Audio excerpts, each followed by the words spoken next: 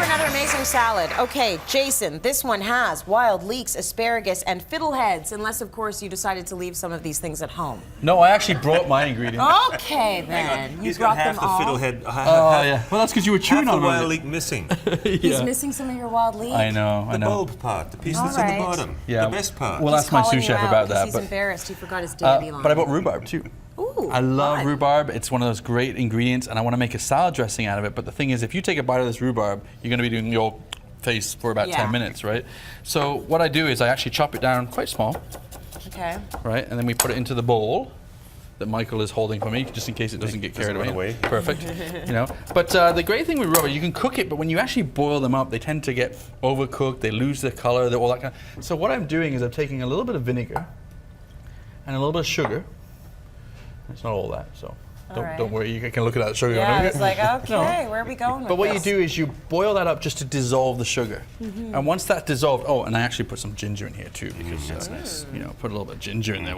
And rhubarb and ginger, it's just good. It's a good combo. Peas and carrots. But once this is boiling hot and dissolved, then Yeah. you would just pour that over top. Obviously, it's not dissolved right now. Yeah. And then just let it sit.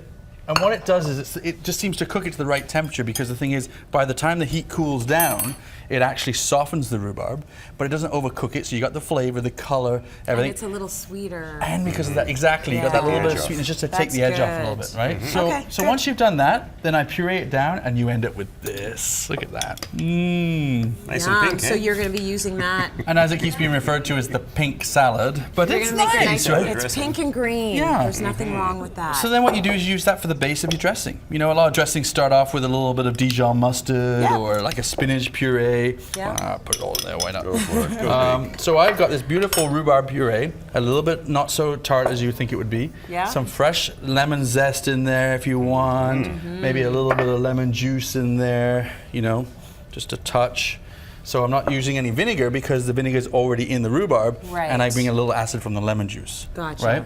I also did put a little bit of fresh ginger in here as well, just because there probably wasn't enough in the other one. I like the chunkiness of biting into it. So you know what? You're stirring this time. You can make the you. dressing. and There then you are go. you going to come out with the dressing you already approved? Apparently. That's it right here. Okay. No, so so okay, stir away. Okay, and let's then when you go. no, can we go anti-clockwise, please? Anti-clockwise. Three times that way, and then once the other I way. got it. Hard it is, I got Michael. it. I know. It's not easy to work with. Okay. Man versus machine. That's all I can say. I am Which gonna one? win? A little bit of Let's get fresh it going. pepper, a little bit of fresh salt, and away you go. I mean, and basically, that's a nice dressing. Now, most Yeah. dressings you can make a big batch, stick them in the fridge, use a little bit every day. But I think something like this, it's better if you make it and use it right away, because the freshness of the rhubarb, you're going to lose it. Okay, got it. So that's why I've only got a small amount here, because I'm actually. What do you think? Yeah.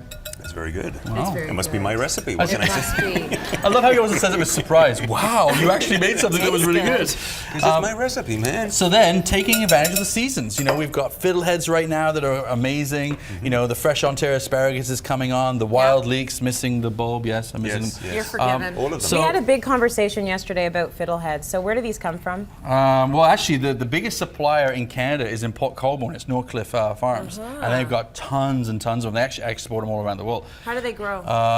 They're just in the soil. They just grow up. yeah, but are they part of the fern Yeah, plant? they are. They are. They are? Part of You the can pull one up? ostrich. Yes. Ostrich fern. So we'll Okay. show you how. So they actually grow Alright. up and then they curl. So you have to Right. harvest them a certain time. So you have to pick Alright. them before they unfurl. And they Yeah. can unfurl very quickly overnight, depending on the temperature and water and moisture. So they'll. You've got to get out very early in the morning foraging. And what was there yesterday we may just not be there tomorrow. Or you just hire somebody to go do it for you. Mess up.